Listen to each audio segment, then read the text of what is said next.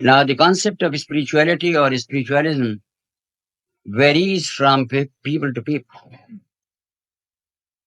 The Hindu spiritualists who are called yogis, they also claim to possess Ruhaniyyat. The Buddhist spiritualists or mystics, their bhikshus and their lamas and others, they also claim to possess spiritual powers and spirituality. Similarly, Christian mystics, similarly, primitive mystics who play the voodoo or other things on the continent of Africa, they also claim to possess Ruhaniyat or spirituality. And the Muslim spiritual luminaries, about them also, we believe that they possessed spiritual powers and they were spiritually elevated. So, in this connection, first of all, this concept has got to be made clear. Now, as people generally say, that the human personality is composed of three things: body, mind, and soul. Body exists in spatio-temporal dimensions. It exists in space and time. The mind exists only in temporal dimension, not in space. While the soul exists as a spaceless and timeless entity. Now, unless a person is able to understand the distinctions between the characteristics of these three components of the human personality, it is not possible to have any clear or fair idea of what Ruhaniyat means, especially for a Muslim, and of course, even objectively. Now, the first thing to be understood is what is space and what is time. Because when we say that the physical bodies are spatio-temporal, we mean to say that they exist in the dimensions of space and time. Now, space has been defined by the most eminent scientific philosophers as extension. And time has been defined as duration. Then, in modern physics, which deals with space and time, numerous problems have arisen during the present century. And the modern physicists have been forced to accept the fact that the space as we know it in terms of extension is not the only form of space. And that the time as we know it in terms of duration is not the only form of time. For instance, the problem which emerges in connection with space and time in physics, when a scientist studies the behavior of the electron as it jumps from one orbit to the other and is all the time jumping,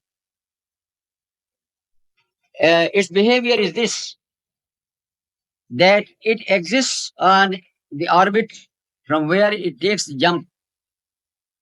It exists on the orbit where it lands, but it ceases to exist in space or time in between. And consequently, the scientists have been intrigued by this. Different theories came into the field, and finally,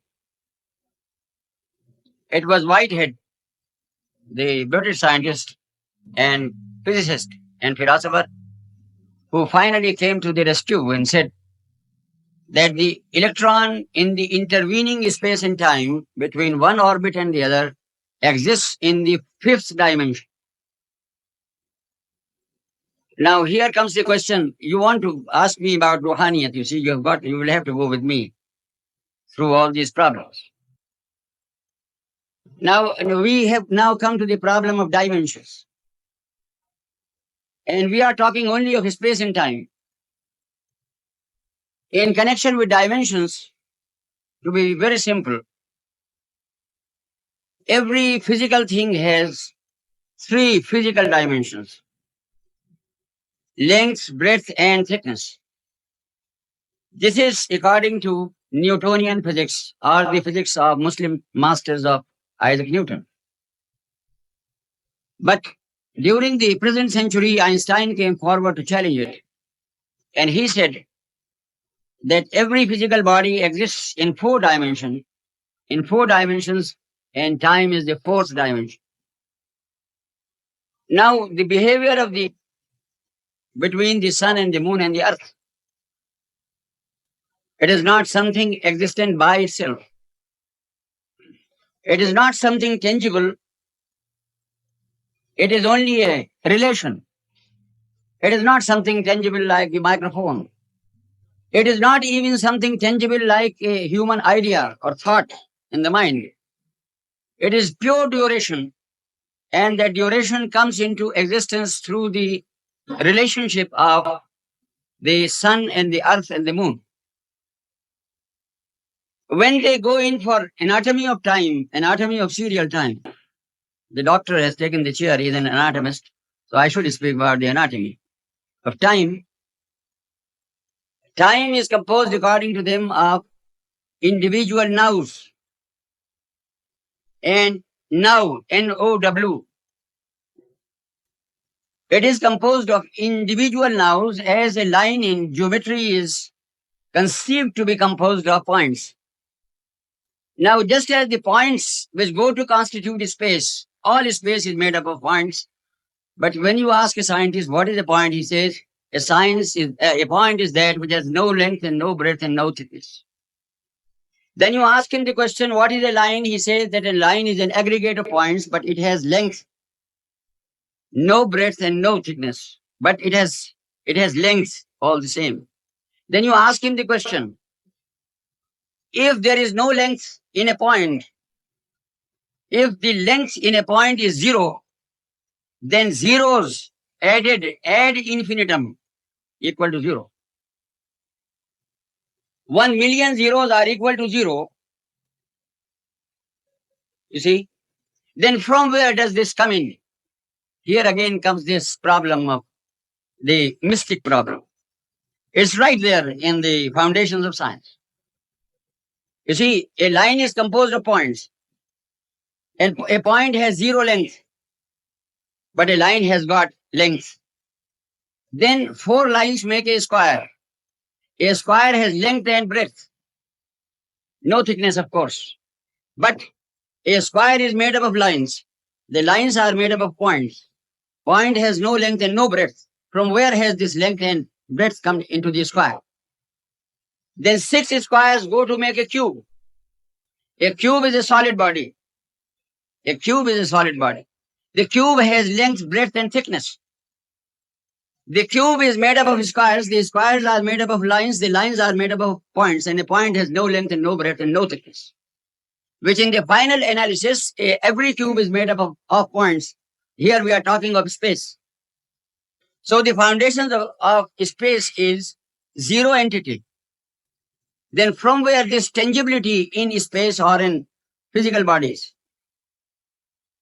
This much about space. Now about time. When you analyze serial time, it is an aggregate of individual time instants, to use the term of science. Time instants. And every time instant is an individual now. But the nature of this individual now is that as soon as it comes into being, it vanishes. If you look at the clock or at your watch, wristwatch, and you say that the time is 9 hours, 25 minutes, 1 second.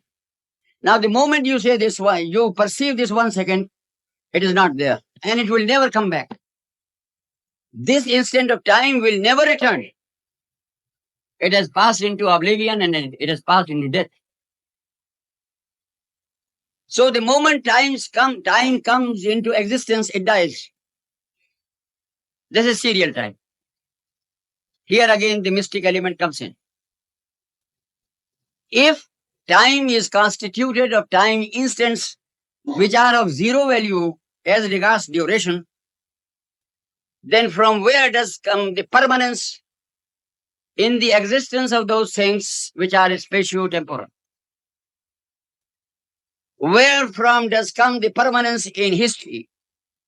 That there is a past and there is a present, and of course man has always got in his mind the idea of the future.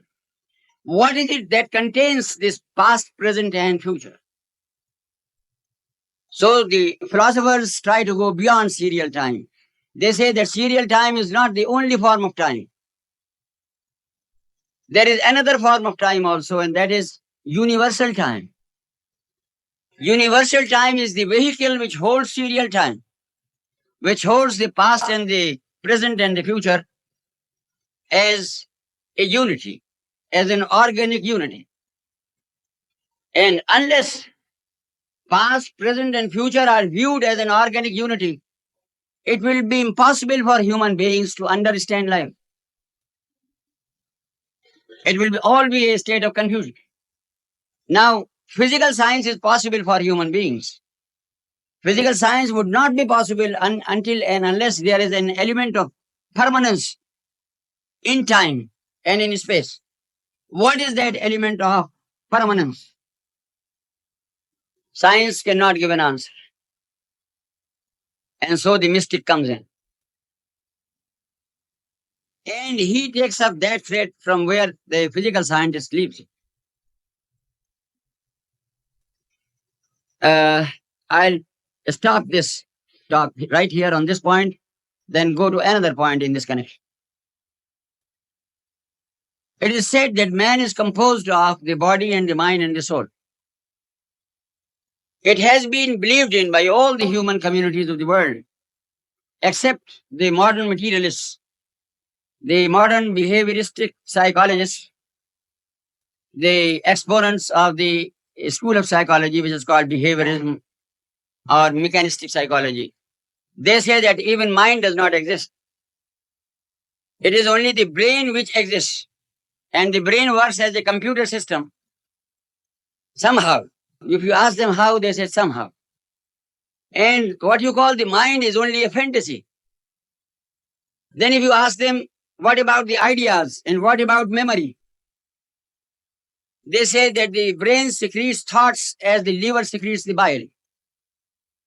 And this secretion takes place under stimulation from the side of external influences impinging on the so-called consciousness of man. Now, these materialists do not believe that there is a mind. Of course, about soul, they say that anybody who talks about the soul is an idiot of the impossible variety. But this thing has been believed in by humanity, by the followers of all religions, that the human personality is composed of three constituents, the body and the mind and the soul. Taking it for granted as a hypothesis, if we start, we find that the mind has got numerous dimensions. Basically, it has three dimensions. That which is called the psyche has three dimensions: cognition, conation, volition, knowledge, feeling, and will. Then it has other dimensions also, about which modern parapsychology speaks. This is normal psychology, which says that psyche or mind has three dimensions. But abnormal psychology, or what they call now parapsychology, it is speaking of certain other dimensions of the mind. And the experiments that have been carried on even under atheism, like those which have been carried on by the scientists of the Soviet Union, for instance, they have proved and they have actually put into practice that a person sitting in Leningrad, as the magazines and journals of USSR have reported, that a person sitting in Leningrad can talk without any physical medium to a person who is in Moscow. This is the experiment which they have performed already, you see, and which is well on the way. Now, this is non-physical communication, communication without any physical means. I am talking about this because I want to impress on you that the mind has dimensions about which we are not aware and we are not conscious, and those things are not taught to us. And it is only at a high level of scholarship in the field of psychology that a person becomes conscious of the fact that mind has numerous other dimensions. Those dimensions about which modern psychology has already spoken, and the psychologists are not speaking in those terms because of any faith that they have as Christians or as Muslims. They have been speaking in terms of pure scientific thought, and they have been able to pinpoint so many dimensions. And of course, I think that is probably only the beginning. When they go beyond that, they will be able to probe into the other regions and other dimensions of the mind as to what potentialities mind has. But as an American psychologist who is an eminent scientist, he observed, he said that mankind has not been able to make use of even 50% of potentialities that are there in the human mind. Whatever he means thereby, he what I should say, knows best. But we know one thing, and I have to talk here in very simple terms. I'm not standing here as professor.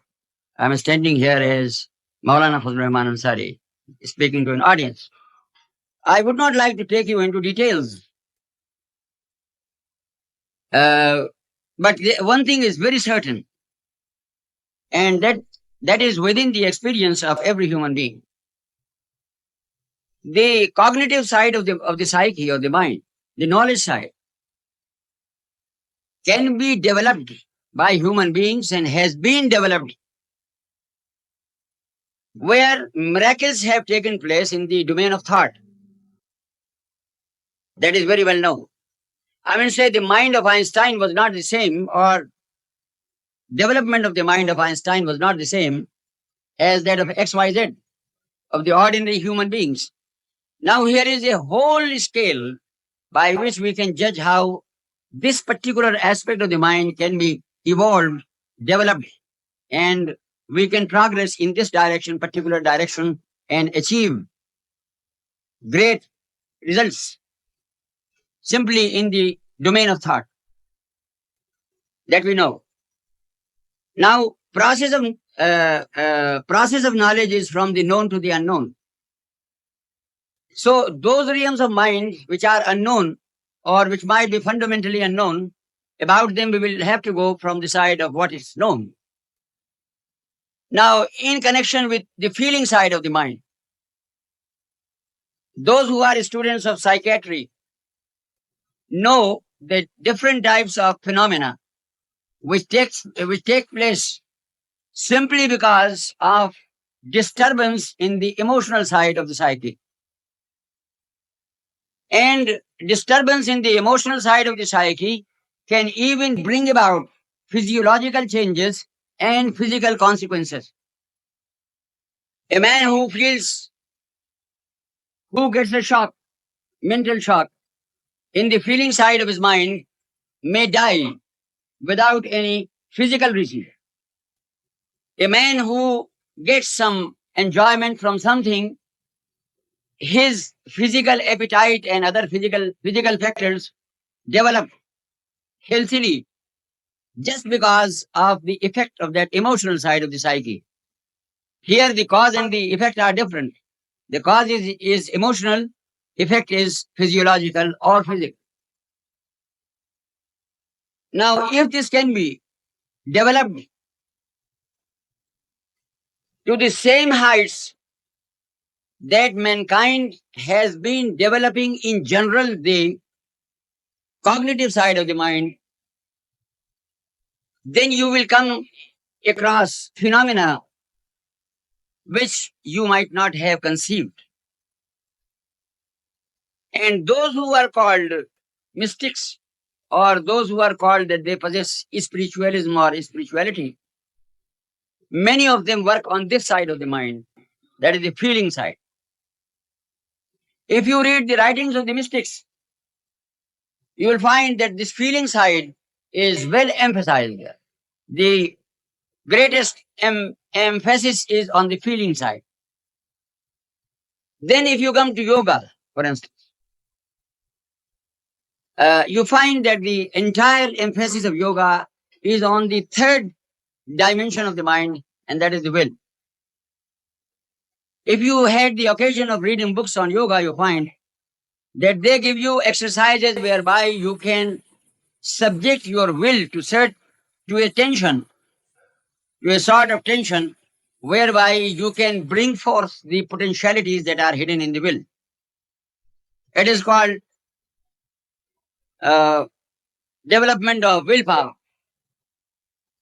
And on the basis of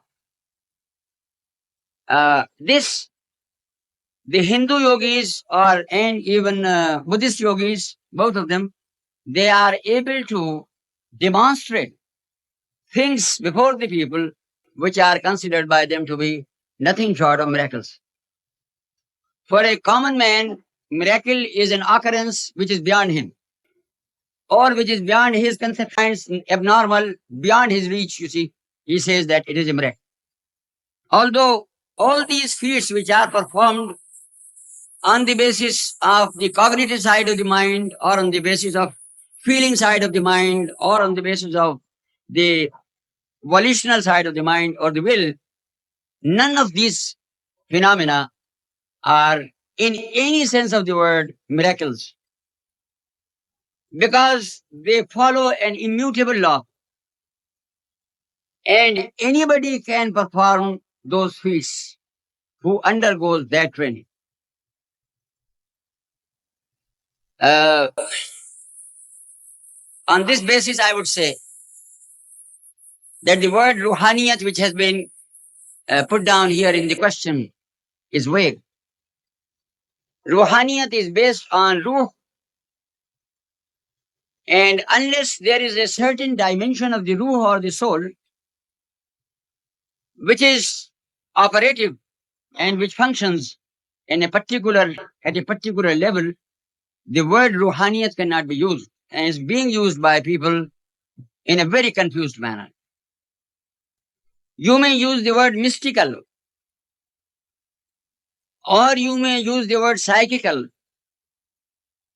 but you cannot use this word Ruhaniyat or spirituality or spiritualism unless the activity of a person who is practicing it is ingrained in his soul and not in his mind or body.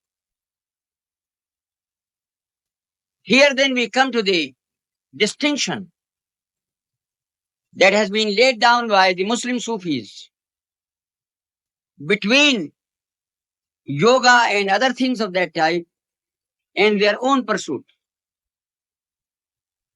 Ignorant people try to classify both in one category. But those who know it very well that they stand poles apart. Poles apart. The Hindu yogi is a psychical scientist. Nothing beyond that.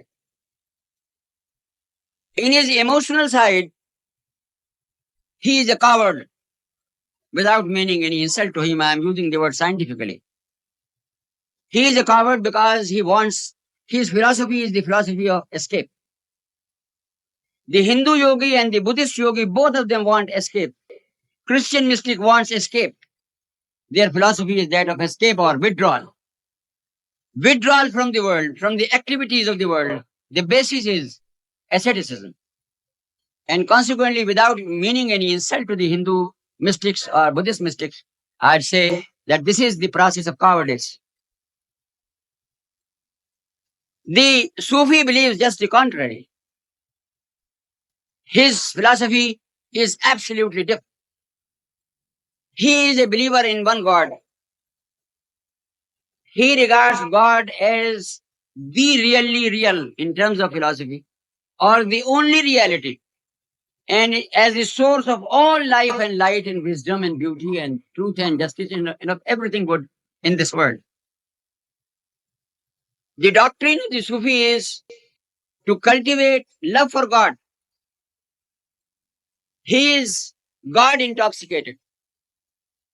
He is not in the field of science there in that manner. You see that to cultivate love for God. He is God intoxicated. He is not in the field of science there in that manner. You see that he is trying to build up the dimensions of the psyche or doing this thing or that thing. No, absolutely not. He is very different. His philosophy is, and this is the Ruhaniyyat according to Islam.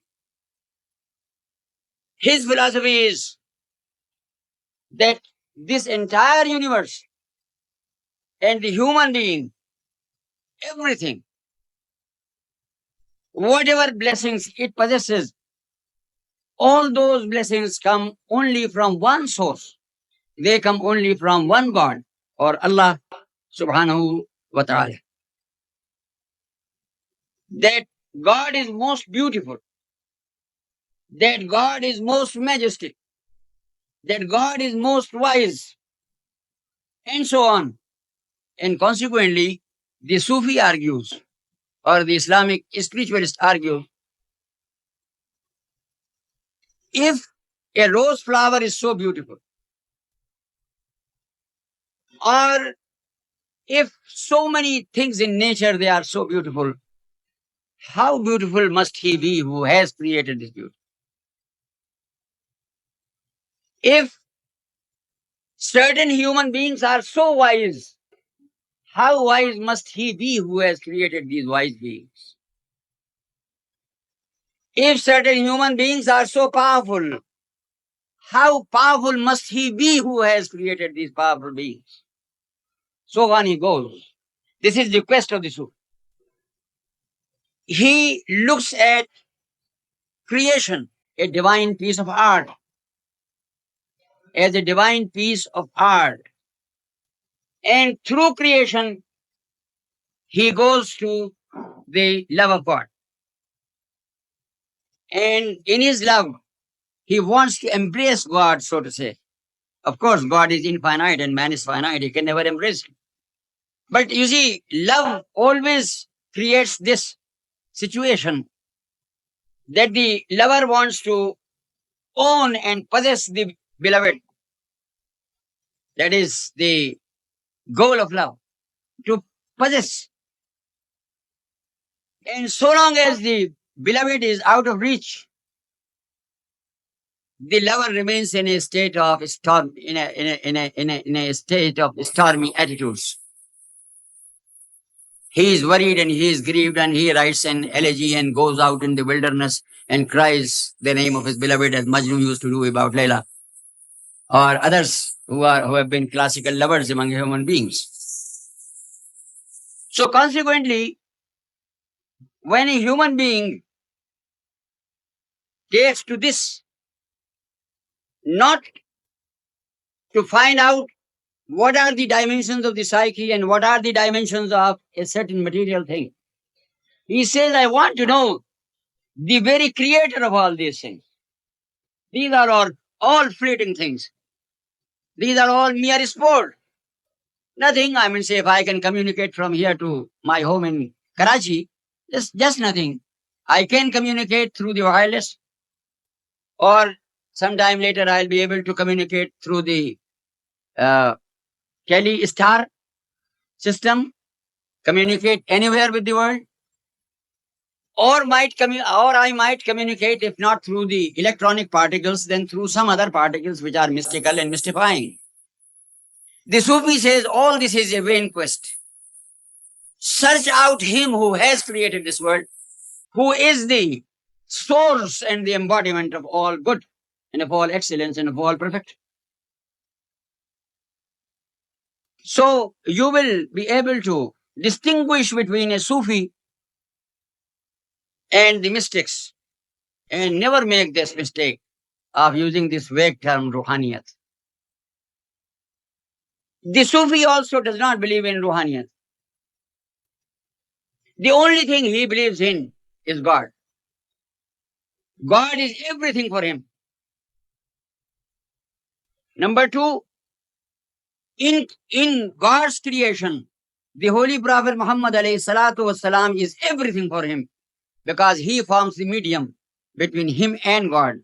There is no other way. He finds no other way except that. He has to follow the entire kalima, La ilaha illallah Muhammadur Rasulullah.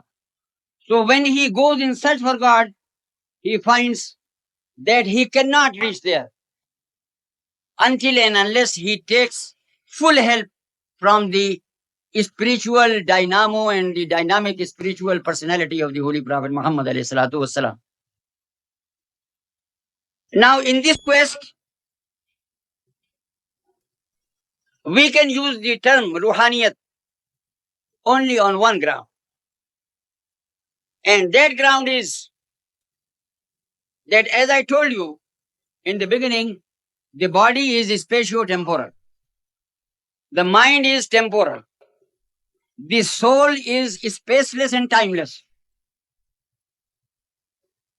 And because the soul is spaceless and timeless, and God also is spaceless and timeless, therefore there is an affinity between the human personality. The point of contact can only be the soul. Because God is absolute. And absolute means spaceless and timeless. That is, God transcends space and time.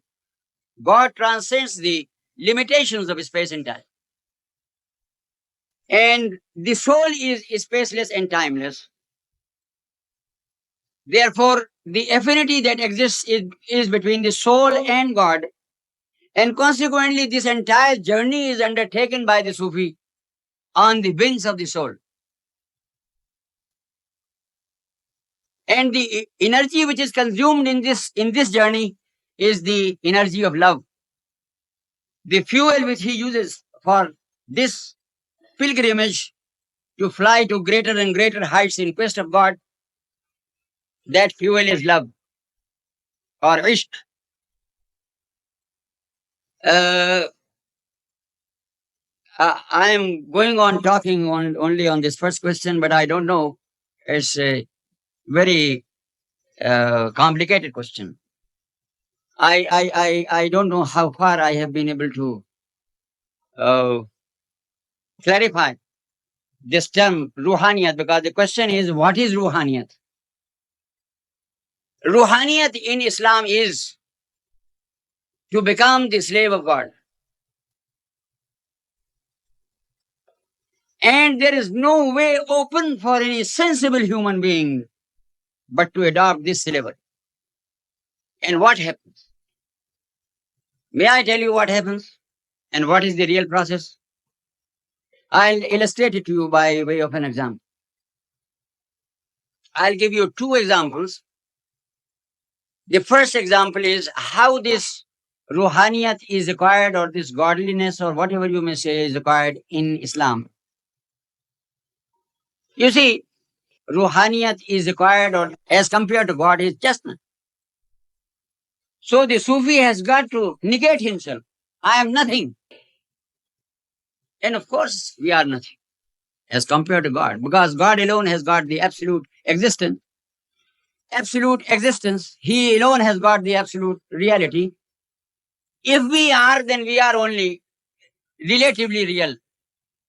Relatively real, not absolutely real. Not real in the real sense of the word. You see, we are real just in the sense as you see in a cinema house. It depends on the fiat of the will of the cinema operator. He puts on the switch and you find a whole world there with all the emotions and all comedies, tragedies, and everything going on. You see, he puts off the switch, there is nothing. That is our reality. That is our reality. Now,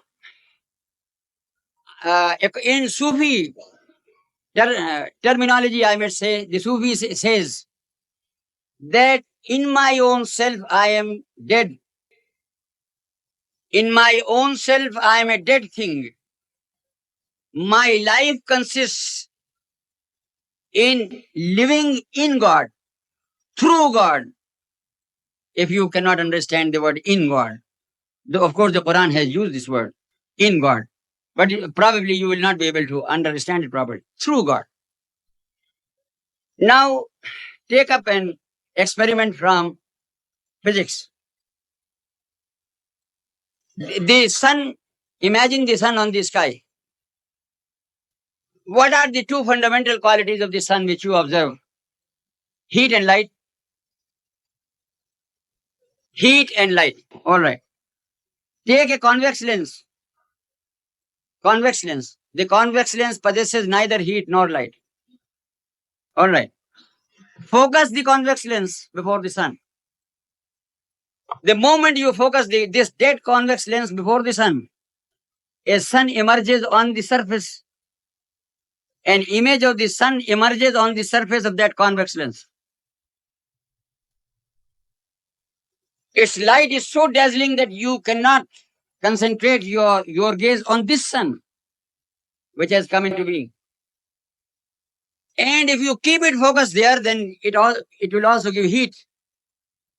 Keep your palm of the hand below it, and it will start burning it. And if you keep it focused there, then it will also give heat. Keep your palm of the hand below it, and it will start burning it. That sun, which is that image of the sun, which is created on the surface of the convex lens. Huh? So this convex lens becomes the slave of the sun, places itself in an attitude of abject passivity, and stays in focus. This is what we have been asked to do in Islam. Focus this convex lens of the heart before God and keep it focused. And not this mere ritualism that people feel that if they have grown a beard of a certain measure, and if they have got pajamas of a certain measure, if they have got kurtas of a certain measure, they are doing something tremendous in the way of piety. Not that. This is the lesson of Islam. You have got to fix up this convex lens of yours, which is dead, which has neither light nor heat. In abject slavery, focus it before God, and it will start absorbing divine blessings. It will start absorbing divine attributes and qualities. And that's why the Holy Quran says about the human beings that they are the vicegerents of God. Vicegerents of God in what sense? In the sense in which the Holy Prophet Muhammad alayhi salatu wasalam has given us the guidance. He says, تَخَلَّقُوا بِأَخْلَاقِ اللَّهِ. Imbue yourselves with divine attributes. Create in yourselves the divine qualities. That is the goal of a Muslim. Not this ordinary goal of this psychological gymnastics of yoga or this thing or that. Not this. To be a reflector of the divine attributes, of the qualities of the divine personality. And what happens? When a Muslim becomes the slave of God, which is the highest stage that creation can reach, The highest in God's creation is Muhammad alayhi salatu wasalam. And about that you have got to affirm every now and then. وَأَشْهَدُ أَنَّ مُحَمَّدًا عَبْدُهُ وَرَسُولُهُ. That I affirm that Muhammad is the slave of Allah. Now this slavery of God, as I told you, when this convex lens takes to this slavery of the sun, in a very partial manner, Allah subhanahu wa ta'ala says that when any of my servants, anyone from among my servants, labors to win my love through the process which I have laid down for him, then there does arrive a stage when I make him my beloved. Ahbabtuhu. I make him my beloved.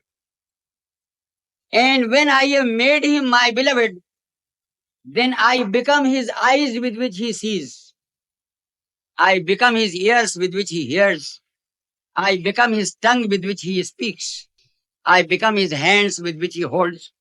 I become his feet with which he walks. These are the actual words of the hadith in Bukhari. It is not that God incarnates in him. It is the reflection of divine attributes in him which takes this form. But remember one thing. Remember one thing, and here comes that question of saints, which has been asked as corollary to this question. Remember one thing. A person about whom God says that I become his eyes with which he sees, will anything in this vast universe be hidden from the eyes of that person? A person about whom God says that I become his ears with which he hears, will there be any sound in this entire universe which his ears cannot hear?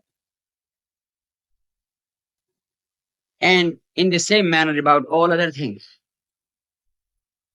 We can say that if we are human beings, this slave of God becomes superhuman. Being human, he still becomes something like superhuman, you see, because he is much beyond us. That is one aspect of this Ruhaniyyat in Islam. I wanted to give another point also, which is very important. Allah subhanahu wa ta'ala has made the law that nobody can come into his presence, although he is everywhere and he is the Lord of all. He says that my beloved in creation, in entire creation, my beloved par excellence is the Holy Prophet Muhammad alayhi salatu wasalam. Those who come through him will get the audience. Those who don't come through him cannot get the audience. Perhaps the words I am speaking are very simple, but I would like to illustrate this point from physical science. You see, everywhere there is a powerhouse for electricity. I mean, say in those townships where you have the electric current, there is a powerhouse built. Now, the law is that electricity which is produced in the powerhouse is produced at a high voltage. The voltage may be 1,000, the voltage may be 10,000, or it may be 1 million, or whatever it may be. But it can be supplied to the homes and the factories and other places at a very low voltage. In Pakistan, it is 220. I don't know what it is here. It may be just something near about. Now, what happens? On the one hand, electricity has got to be produced at a high volt, but it cannot be supplied at that high volt. If the supply of electricity were to take place through the wires which connect the different buildings from the powerhouse, if that high voltage were to be released, all these poles and all these wires and all the houses and all buildings will burn to ashes.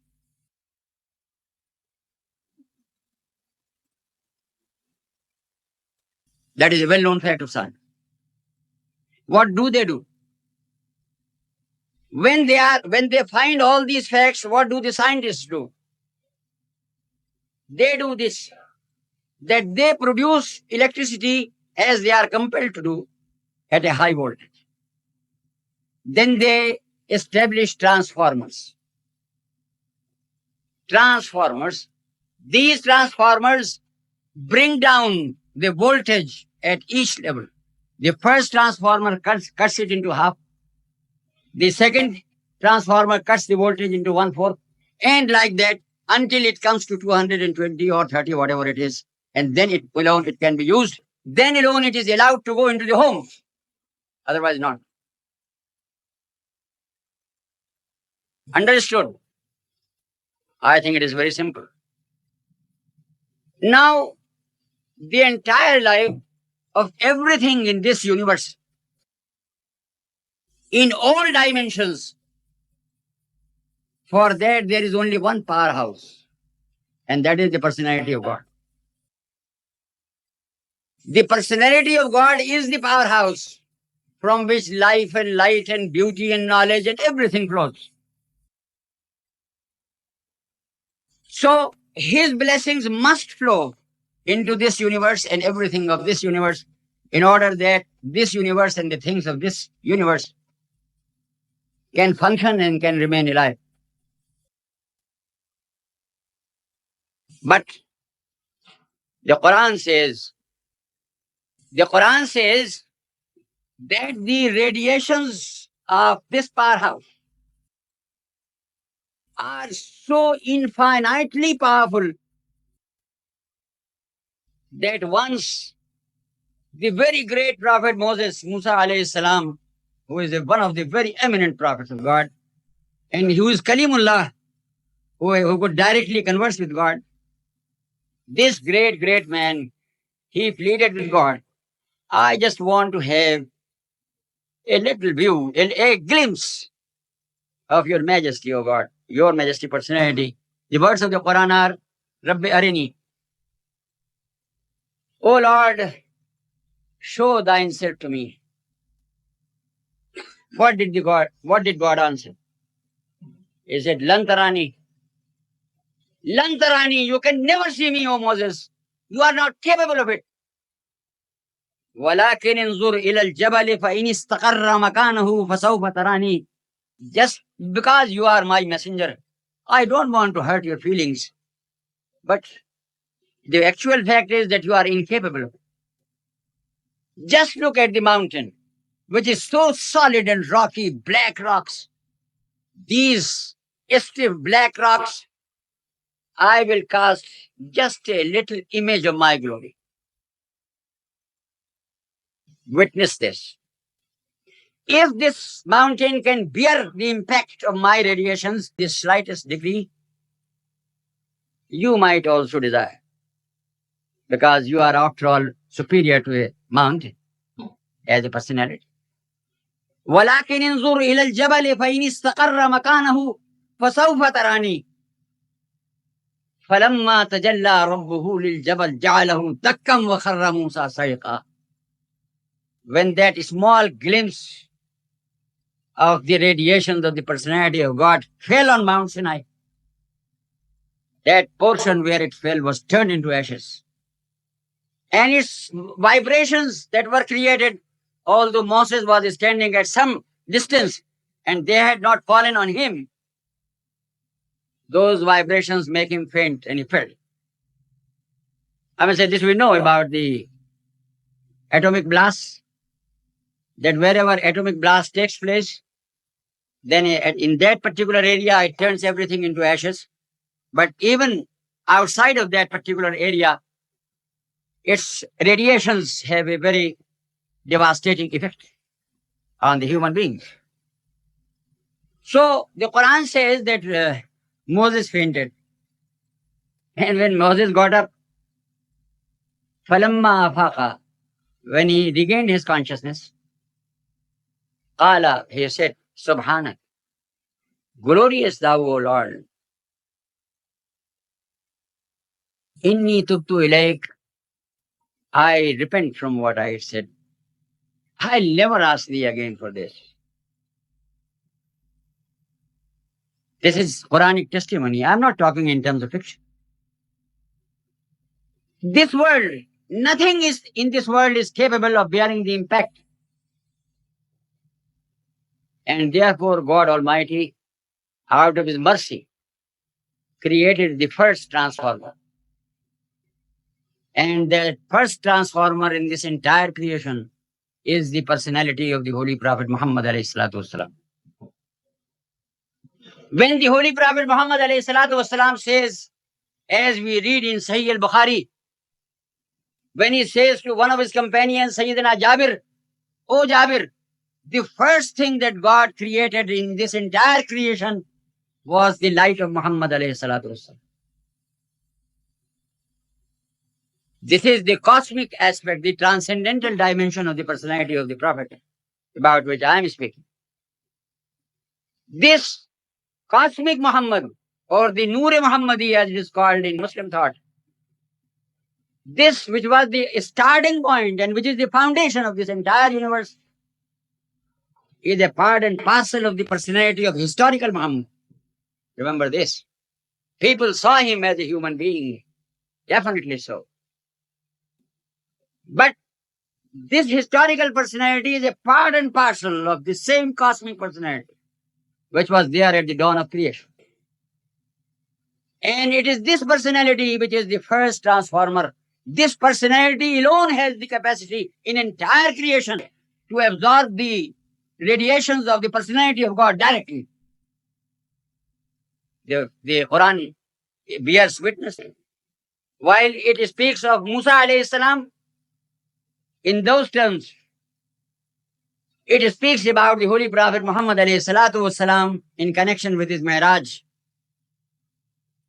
It says, the Quran says, that the Holy Prophet Muhammad alayhi salatu wasalam, he traveled towards reality, towards God, towards that point where the radiations of the personality of God are concentrated. And he reached nearness to the extent which is to be found between the two ends of a bow. فَكَانَ قَابَ قَوْسَيْنِ أَوْ أَدْنَى. And then it bears witness that being so near to those radiations, and here I might just tell you, if you are in a room, a small room, 10 feet by 10 feet by 10 feet, and 10 bulbs of 1000 volts are lighted there in that room, you will go mad. Your nerves cannot bear the impact of that dazzling light. Remember this. And then think of this, what the Quran is saying about the Holy Prophet Muhammad alayhi salatu wasalam. It says that he stood in the presence of those dazzling radiations, the concentration of radiation of the personality of God. مَا زَاغَ الْبَصَرُ وَمَا طَغَى. His eyes winked not, nor was there the slightest disturbance in his nerves and his emotions. With serenity and perfect dignity, he faced them. This is Muhammad alayhi salatu wasalam. And the Sufis believe in this. This is Muhammad alayhi salatu wasalam. And the Sufis believe in this. Those unfortunate people who are absolutely blind to the realities of the transcendental dimension, they are unable to understand all this. The Islamic cosmogony is that the first transformer is the heart of the Holy Prophet Muhammad alayhi salatu wasalam. And then there are other transformers in the serial line, the hearts of all those Anbiya who, alayhi salatu wasalam, who came, and then the hearts of those who became awliya Allah. And it is through these transformers that the blessings of God flow into this dead universe and give life. That's why I was saying that the Sufi philosophy is this. Their goal is God, but their vehicle is love for the Holy Prophet Muhammad alayhi salatu wasalam, and all absorbing love. They start in this fashion and they have reached the goal. And when they reach the goal, as I have said, as it is said in Bukhari, that God says that I become their eyes with which they see and I become their ears with which they hear. I may take up here that other point also. Allahu Akbar. This is 15 minutes past 10. I may take up here the other point also. And that point is about the status of a Wali Allah after his death. What happens after death, according to Islam, is that a sinful person becomes embroiled in the tortures of his own evil deeds. A person who has balanced his life, goodness, piety on the one hand and some sins on the other, he is asked to be in a state of passivity. As we read the verse in the Holy Quran, Num ka nomil urus, take rest like a bride. He is asked to be in a state of passivity. As we read the verse in the Holy Quran, Num ka nomil urus, take rest like a bride after her nuptial night. Be at rest. But those who come under the category of Alladina an'ama Allahu alayhim, those who are the favorites of those who have attained that status of being blessed by God, who are the repositories of God's blessings. Alladina an'ama Allahu alayhim, and there are four categories: An-Nabiyyin, Was-Siddiqeen, Was-Salihin. This is what the Quran says. God's prophets, the martyrs, those who rose to be Siddiq, or the embodiments of truth, and then the martyrs, and then the Salihin, or the righteous who have attained the status of being Wali Allah. Now, about them, what happens is that while a normal Muslim, I might use the word normal Muslim, has to enjoy a sort of repose in time, these people who, through their cultivation of love for God and their realization of the truth, who have entered into the categories of being blessed by God, about them, the Quran says, Man amila salihan min zakarin aw unsa wa huwa mu'minun falanuhyiyannahu hayatan tayyibah wa lanajziyannahum ajrahum bi ahsani ma kanu ya'malun. Whoever from among the males or the females, from among the men or the women, is a believer and leads the life of righteousness truly and comprehensively and genuinely, then he or she gets two rewards. One reward is that he or she is revived into functioning life immediately after death. You might have heard the words that so and so was granted freedom of the city of Edinburgh and so was granted freedom of the city of London and so on. These people are granted the freedom of this next world. And because man is superior to the angels, the Khalifatullah is superior to the angels, not the sinful human beings. Those who become God's beloveds, those who become friends of God, or those who become awliya Allah, they are awarded this. They are given this reward. فَلَنُحْيِيَنَّهُ حَيَاةً طَيِّبَةً. Allah subhanahu wa ta'ala says that I revive them immediately after death into a new functioning life, which is extremely healthy and pure and extremely, I would say, it is a life of felicity. وَلَنَجْزِيَنَّهُمْ أَجْرَهُمْ بِأَحْسَنِ مَا كَانُوا يَعْمَلُونَ. And I will reward them in the most beautiful manner after the day of judgment. The reward which is to come after the day of judgment, that has been mentioned separately from this thing, that Allah subhanahu wa ta'ala says that I revive them. And what happens? Because man is superior to angels, and the angels are the functionaries of God in this universe, about which the whole Islamic theology stands as proof. These people are joined to the company of the angels and they are made their leaders.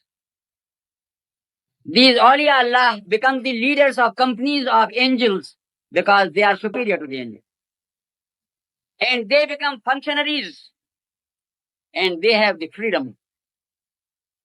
And just as the angels, about the angels, the Holy Quran says that they are all the time seeking forgiveness of God for everyone who is living on the earth. The words of the Quran are يَسْتَغْفِرُونَ لِمَنْ فِي الْأَرْضِ. About the Malaika, that is the function of the Malaika. يَسْتَغْفِرُونَ لِمَنْ فِي الْأَرْضِ. That is an attitude of goodwill and love, which means that the Malaika love the human beings, so that they pray for the for forgiveness of God for all God's creation on the earth. Or at another place, the Quran says about the angels, هو الذي يصلي عليكم وملائكته ليخرجكم من الظلمات إلى النور. The Malaika of God are all the time assisting spiritually the Muslims to attain to greater and greater heights in godliness. So what should be the function of these saints after death? Should their attitude be as leaders of groups of angels, sympathy and love for human beings whom they have left behind? Or should it be one of indifference? Logically, it should be the attitude of goodwill and love for all those who are on the earth, because now they are in the angelic group. And about the angels, the Holy Quran has said this. And consequently, those who go and pay their homage to the saints naturally can go only to their graves. That is the only approach for them. Of course, the saints are not there in the graves. It is their body which has been laid down there. But these graves are the station from where you can contact their souls or their spaceless and timeless persons.